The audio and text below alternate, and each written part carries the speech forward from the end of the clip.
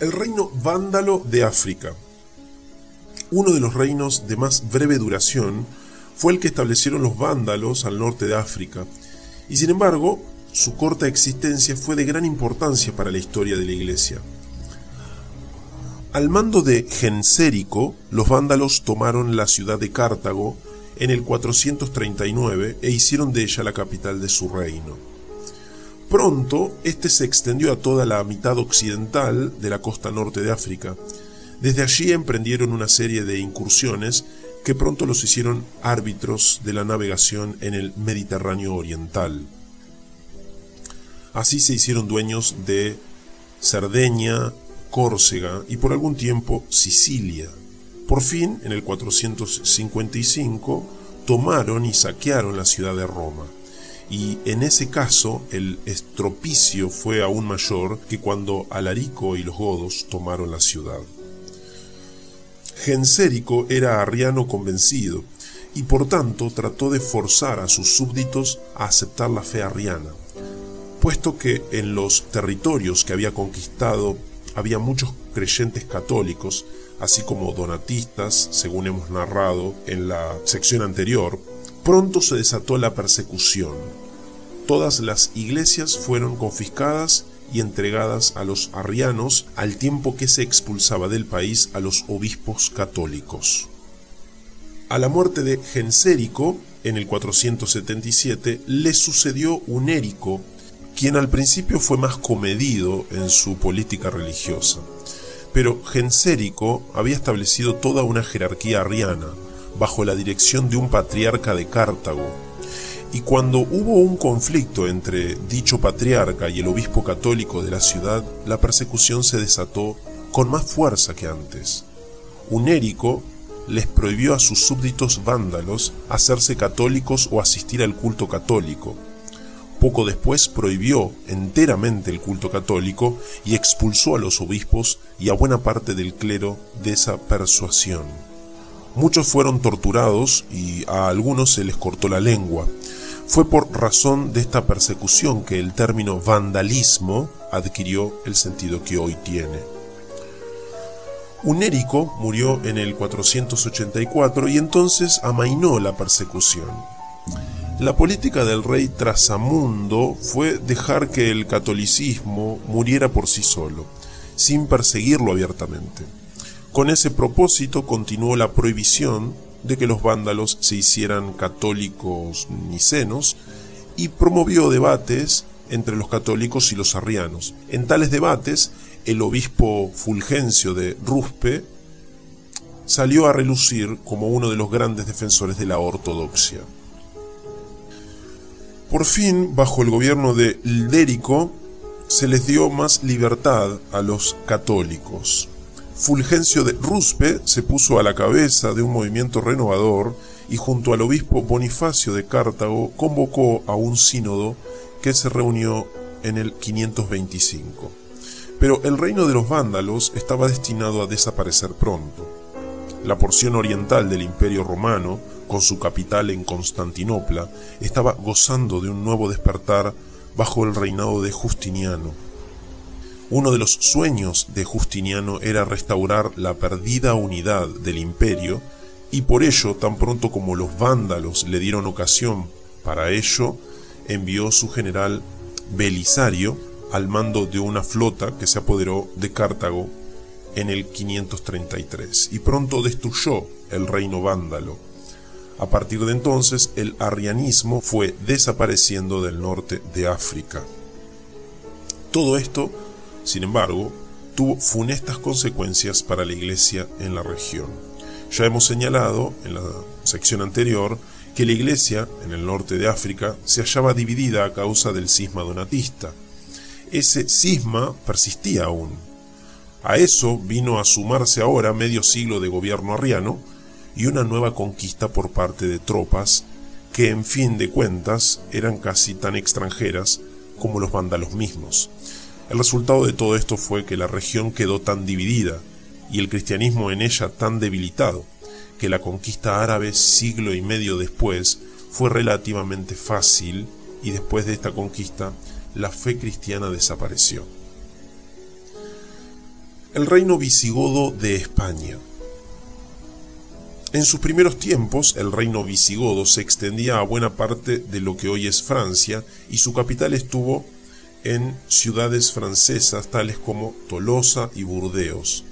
Pero a principios del siglo VI, en el reino de los francos, bajo la dirección de Clodoveo, comenzó a ensancharse hacia el occidente a expensas de los visigodos. En el 507, en la batalla de Bouillé, Clodoveo los derrotó y dio muerte a su rey Alarico II. A partir de entonces, el reino de los visigodos se fue replegando cada vez más hasta que llegó a ser un reino casi puramente español. Por otra parte, no toda España estaba en manos de los visigodos, pues los suevos conservaban aún su independencia en la esquina noroeste de la península. Al establecerse allí, los suevos eran paganos, pero pronto se hizo sentir la presencia de los antiguos habitantes de la región, que eran católicos, así como los vecinos visigodos, que eran arrianos. Por tanto, algunos suevos se hicieron católicos y otros se hicieron arrianos. La conversión definitiva del reino al catolicismo tuvo lugar alrededor del año 550, cuando el rey arriano Cararico le pidió a San Martín de Tours, cuya vida hemos narrado ya en la sección anterior y cuya memoria era muy venerada en la región, que sanase a su hijo enfermo. Cuando su hijo se curó, Cararico se hizo católico, como lo había sido Martín de Tours. Entonces tomó por consejero en asuntos religiosos al abad de un monasterio cercano, Martín, a quien hizo arzobispo de Braga. Puesto que esa ciudad era la capital del reino, Martín de Braga quedó al frente de toda la iglesia en el país y se dedicó a persuadir a todos de la verdad de la doctrina trinitaria. A su muerte, en el año 580, el arrianismo casi había desaparecido. Mientras tanto, el reino de los visigodos se había establecido firmemente en el resto de la península ibérica, expulsando a los vándalos y sometiendo a los alanos, otro pueblo bárbaro que había llegado poco antes, bajo el gobierno de Leovigildo. La capital se estableció definitivamente en Toledo, que hasta entonces había sido una ciudad de importancia secundaria. Fue también Leovigildo quien conquistó el reino de los suevos unos 5 años después de la muerte de Martín de Braga. Puesto que Leovigildo era arriano, esto introdujo de nuevo el arrianismo en los antiguos territorios de los suevos. Sin embargo, no le quedaba mucho tiempo de vida al arrianismo en España. Al igual que en el norte de África y en otras regiones del imperio, la vieja población católica no estaba dispuesta a hacerse arriana, al tiempo que los bárbaros, conquistadores, tendían cada vez más a adaptarse a las costumbres y las creencias de los conquistados. Luego el reino estaba maduro para su conversión al catolicismo, cuando una serie de circunstancias políticas llevaron a esa conversión. El hijo de Leovigildo, Hermenegildo, se había casado con una princesa franca de fe católica, pero la madre de Leovigildo, Goswinta, quien era arriana fanática, temía que su nieto se dejara llevar por la fe de su esposa y la hizo secuestrar. En respuesta a ello, Hermenegildo huyó de la corte y se retiró a Sevilla, donde el obispo Leandro lo convirtió a la fe católica. El resultado fue que cuando Hermenegildo tomó las armas contra su padre, su campaña fue una cruzada en pro de la doctrina trinitaria frente al arrianismo. La campaña de Hermenegildo no tuvo buen éxito, pues fue derrotado y muerto por las tropas leales al rey. Pero a la muerte de Leovigildo, su hijo Recaredo, hermano de Hermenegildo, siguió la política religiosa de su difunto hermano y se hizo católico. En una gran asamblea que tuvo lugar en Toledo en el año 589, Recaredo declaró su fe católica en presencia de Leandro de Sevilla. e invitó a los obispos presentes a aceptar la misma fe. Al parecer, los obispos no pusieron mayores reparos y pronto la mayoría de los clérigos del reino era ortodoxa. Políticamente, la monarquía visigoda siempre fue en extremo inestable.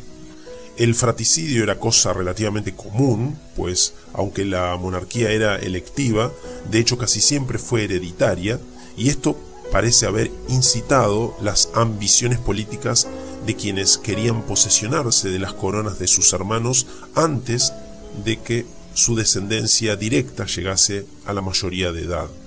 De los 34 reyes visigodos, solo 15 murieron en el campo de batalla o de muerte natural. Los demás fueron asesinados o derrocados.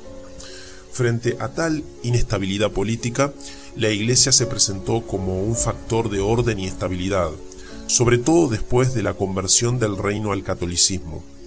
Cuando cesaron las constantes contiendas entre católicos y arrianos, pronto el arzobispo de Toledo llegó a ser el segundo personaje del reino, y los concilios de obispos que se reunían periódicamente en la capital tenían funciones legislativas, no solo para la Iglesia, sino para la totalidad del orden social.